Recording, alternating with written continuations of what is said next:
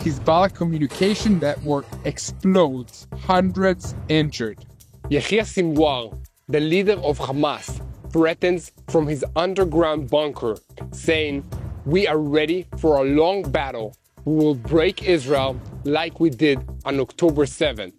This means the IDF will have to continue the battle in Gaza, even as the situation in the north intensifies, and there is still one more complicated challenge, a military source in Hezbollah that says that the war has moved from a gesture of support for Hamas to a war of survival, recognizing that Israel is threatening their very existence.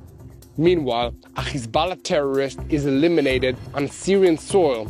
Let's dive into the details. I'm Yair Pinto, and this is your Boots on the Ground report about what is happening in Israel on the 347th day of the war against Hamas, Hezbollah, Iran, and all of its terrorist proxies in Yemen, Iraq, and Syria. Before we get started, please take a second to click the subscribe button so that you will never miss another episode of Boots on the Ground. It really helps us spread the truth. The head of the murderous terrorist organization Hamas, Yair Sinwar, threatens, "We are ready for a long battle. We will break Israel like we did on October 7th. This evil statement came in a letter that Sinwar sent to Abd el-Malak el-Houthi, the leader of Yemen's Houthi rebels, thanking him for launching a missile at Israel on Sunday. In the same letter, he declared that Hamas is in a good condition. "We have prepared ourselves to wage a long, exhausting battle that will destroy the enemy's political will." The letter was published on Monday by the Wall Street Journal news portal as part of an extensive report on communications network used by Sinwar to pass messages back and forth between himself and Hamas leaders abroad. The report also gives details about the tricks that Sinwar uses to evade Israeli efforts to capture him. According to the report, these methods were developed by Sinwar during his time in the Israeli prison, and they depend on a complicated network of encrypted messages that are transmitted by a series of messengers, sometimes also civilians, and not only Hamas operatives. Despite the IDF's gaining operational control of large swaths of the Gaza Strip and demolishing many of the tunnels that ran underneath it, Sinwar has managed to stay one step ahead of his pursuers. One way he does this is by refraining from using electronic means of communications. What no one can or should even try to deny is that Hamas is at its lowest operational point since the beginning of this war, having lost more than half of its fighting force and most of its weapons and equipment. However, they are not at a breaking point, and we are not expected to see Yair Sinwar coming out of a tunnel waving a white flag in his hand anytime soon. According to the IDF, Hamas still has long-range rockets that can reach Tel Aviv and Jerusalem, but it is not certain that they are capable of launching these rockets. Meanwhile, the IDF controls the Philadelphia corridor and the Rafah crossing, denying Hamas a strategic asset. Furthermore, according to the IDF's estimates, Hamas had a force of around 30,000 fighting men when the war began. At least 14,000 of them have been taken off the battlefield, either eliminated or captured. Many more have been wounded so badly that they are unable to continue fighting. A large number of senior commanders and unit leaders are among the casualties, leaving the lower ranks who might be able to continue fighting without guidance or direction. Of course, most of the top leadership, including Muhammad Def and Marwan Issa, who were some of the most capable and experienced terrorists Hamas had, have also been eliminated. This leaves Sinwar all alone at the top of an organization that has been shattered and annihilated by the war it started, and which he himself played a central role in planning and executing. Another factor to consider is the growing anger and disgust at Hamas amongst the Gaza population. Many of them are furious with Hamas and increasingly willing to say so publicly, even online. A theme that appears in many of these statements is anger at Hamas leaders for hiding in bunkers and tunnels underground, launching attacks on Israel that prompt Israeli retaliation. These leaders might lose electricity in their bunkers, but the ordinary people above lose everything, sometimes even their lives. Here at TBN Israel, we will continue to report on this issue. You can continue to stay updated in real time on what is happening in Israel by visiting our website, tbnisrael.com/news, and follow us on social media. TBN Israel brings you real-time reporting of the truth. Switching our focus to the northern arena, where Israel is waging relentless attacks against Hezbollah, and Hezbollah insists on continuing firing rockets and weapons into Israel, including at civilian towns and villages in the Galilee in Israel's north.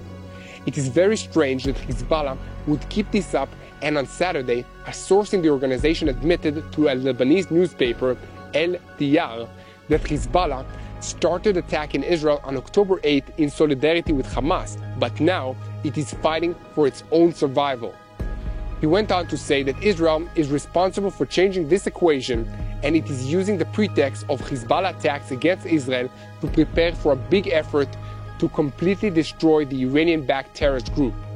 The source went on to say that if Israel launches a ground invasion into southern Lebanon, the IDF will meet with disaster due to Hezbollah's advantages, amongst them the experience its fighters gained while fighting in the Syrian civil war over the past 15 years. I have an opinion of my own about that. I am not a general or any kind of military genius, but I have some of my own experience of war in this conflict. I don't think that anything Hezbollah fighters experience fighting Sunni rebel factions, Al-Qaeda and ISIS in Syria, prepared them to fight the IDF. Everything about the battles that they fought in Syria is different from this coming battle. This includes the terrain, the training, the weapons and the equipment that the IDF has that those factions did not have, and so on. Also, many of the Hezbollah fighters who went to Syria got killed there, and many of those who survived have been assassinated by the IDF over the last 11 months, so whatever experience they gained is now lost. So much for my opinion. Now let's continue with the news. The ordinary people in Lebanon are deeply opposed to Hezbollah's attack on Israel, and like the people in Gaza, they're increasingly willing to speak up about it. Documentation uploaded by the Lebanese citizens to social media networks revealed the massive destruction in Lebanon in their villages as a result of Israeli Air Force attacks on the Hezbollah positions embedded within them. Like Hamas, Hezbollah likes to use civilians as human shields, and those human shields are not happy about it. In the videos and photos you can see houses, roads and infrastructure that were destroyed, while in addition, tens of thousands of Lebanese citizens left their homes because of Hassan Nasrallah's decision to go to war and help Hamas in terrorism against Israel. For example, on Monday at around 12:30 in the afternoon, the IDF spokesman announced that a suspicious aerial target crossed Lebanese territory and fell in an open area in the Upper Galilee in the north of Israel with no casualties. Meanwhile, in recent days, the residents of the Lebanese villages of El Adesa came to evacuate their belongings from the houses that were damaged by IDF strikes that were happening there.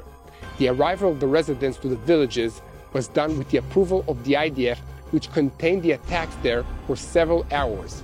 In Lebanon, reports over the last 24 hours indicate that the Israeli Air Force is hard at work, destroying Hezbollah rocket launchers, ammunition depots, firing positions, and other infrastructure.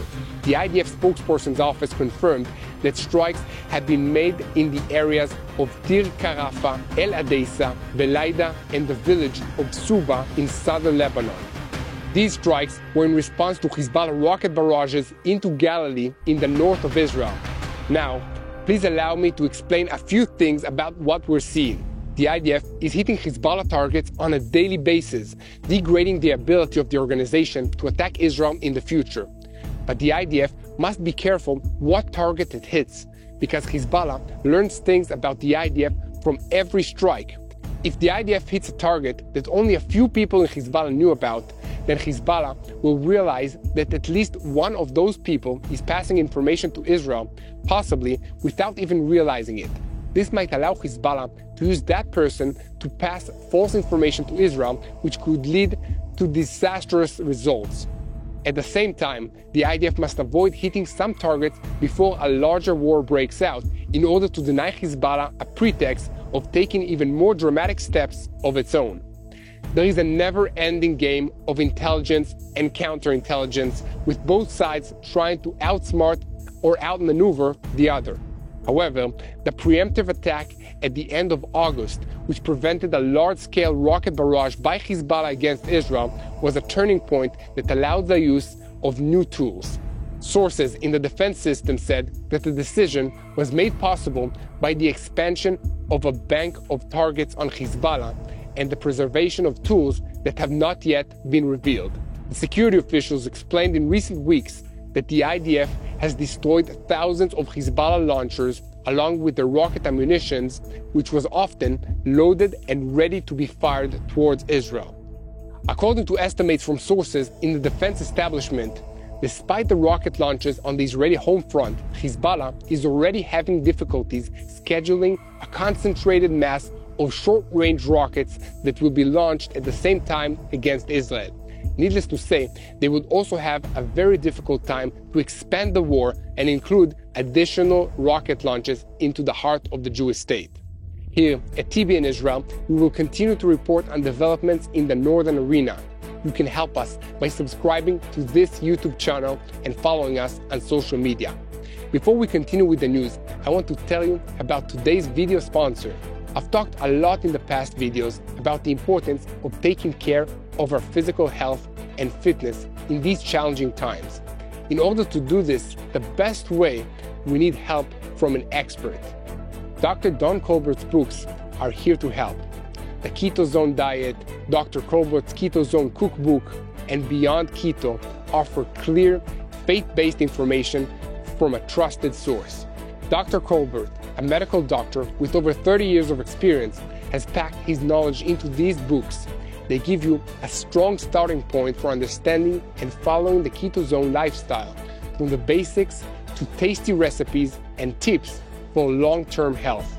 To learn more about these life-changing books and start your journey to a better health, visit tbnisrael.drcolbert.com or call 888-826-1939 today. Let Dr. Colbert's know-how help you cut through the confusion and guide you to a healthier, more energetic life. Breaking news. Over 1,200 Hezbollah operatives have been injured in a series of explosions that targeted their newly acquired communications devices across Lebanon. The explosions occurred simultaneously in multiple locations, including Beirut's southern suburb, the Bekaa Valley, and even extending into Syria. This is one of the largest attacks Hezbollah had faced in recent history. Reports suggest that these devices, which Hezbollah recently obtained, exploded due to a sophisticated breach, possibly involving Israeli advanced technology. Sources claim that malicious software caused the devices to overheat and explode. While Israel has not taken responsibility, Hezbollah officials have acknowledged that their communication systems were hacked and an investigation is underway. According to Hezbollah media, amongst those injured were several senior Hezbollah officials, and there are unconfirmed reports that the Iranian ambassador to Lebanon may also have been hurt in the explosion. Hospitals in Lebanon are overwhelmed, urgently requesting blood donations. This incident is a significant blow to Hezbollah, with over 1,200 operatives affected. The Lebanese government is scrambling to manage the fallout, while Hezbollah scrambles to rebuild its compromised communications infrastructure. As of now, high-level security meetings are taking place in Israel to assess the situation and potential future actions. This situation is rapidly developing, and we will continue to provide updates as more information becomes available. Hello, this is Mati here in Jerusalem with TBN Israel. This is Yair Pinto from TBN Israel here in Jerusalem. TBN Israel is keeping viewers informed with Israel-focused news, culture, and what God is doing in this land. Support TBN Israel today online at tbn.org/Israel. Thank you.